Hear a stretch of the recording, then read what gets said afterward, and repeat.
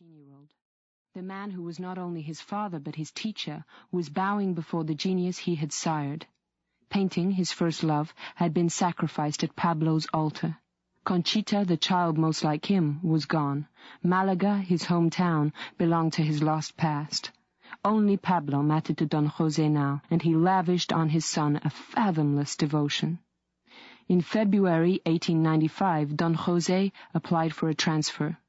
In March, an exchange of jobs was arranged with an art teacher in Barcelona, who wanted to return to his home in Coruna. Before they left, Don José arranged for an exhibition of Pablo's paintings to be held in the back room of a shop that sold drapery, umbrellas, and knickknacks. Not many paintings were sold, especially after people discovered at the small opening that the painter was not yet 14. But it was still Pablo's first one-man show.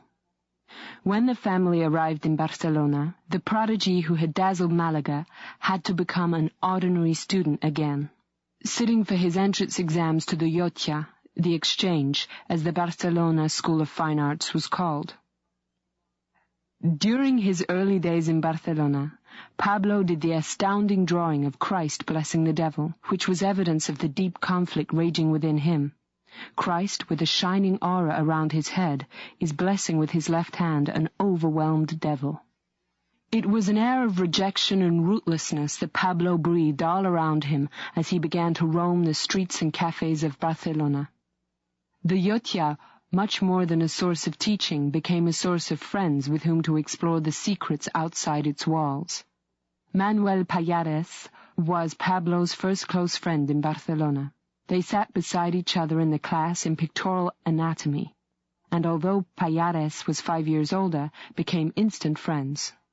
Together these young men walked jauntily along the Ramblas, the broad, teeming thoroughfare of Barcelona, along the narrow streets of the old town or through the notorious Chinatown, overflowing with brothels. It was in these brothels, most often accompanied by another student from the Llotja, Joaquim Bas, that Pablo had his first sexual experiences. He spent endless hours in one brothel after another, before he was 15, satisfying both his raging sexuality and his urge to spend his talents only in areas in which he excelled. In April 1896, he was represented by the First Communion in the Exhibition of Fine Arts in Barcelona, along with Rossinyol, Casas, and the best-known of Catalan painters.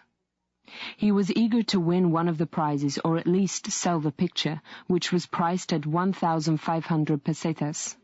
But beyond the honor of being admitted to the exhibition, he received only a lukewarm mention in the Diario de Barcelona.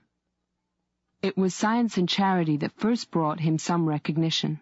An honorable mention at the Madrid General Fine Arts Exhibition of 1897, and a gold medal at the Malaga Provincial Exhibition. Pablo had painted science and charity in his own studio, which his father had got for him in the fall of 1896. Pablo was still not sure about the direction he would take. He was torn between revolt against tradition and the creation of big conventional pictures that might win him awards at exhibitions. In quick succession he painted the self-portrait, with close cropped hair, thoughtful, boyish, and a little uncertain, and the self-portrait as an 18th-century gentleman, dignified, imposing, and a little disdainful in a white wig. Pablo was 16 in the fall of 1897, when he arrived in Madrid to continue his studies at the Royal Academy of San Fernando, the highest artistic training that Spain had to offer. Almost everyone on both sides of Pablo's family had contributed towards the considerable expense of sending the family's hope for glory to Madrid. But gratitude forges bonds, and more than anything, Pablo wanted to be free. So he minimized the help he received. "Bah, a pittance," he said in response to remarks about his handsome allowance. "A few pesetas, barely enough to keep from starving, no more."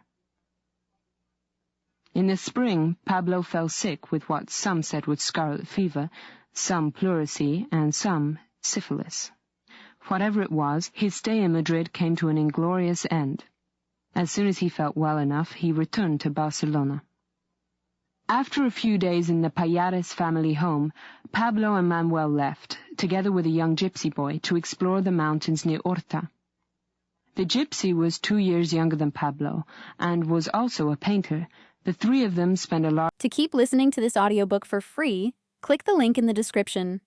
It will take you to a free Audible trial where you can listen to this and many other books for free for 30 days.